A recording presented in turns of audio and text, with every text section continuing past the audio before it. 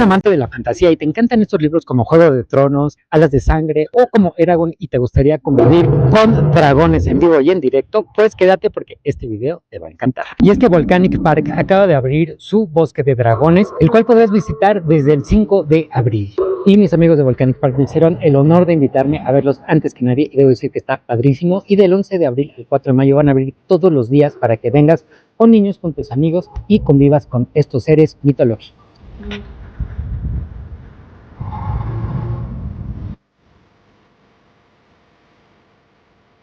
También cuenta con la atracción jurásica más grande de todo Latinoamérica.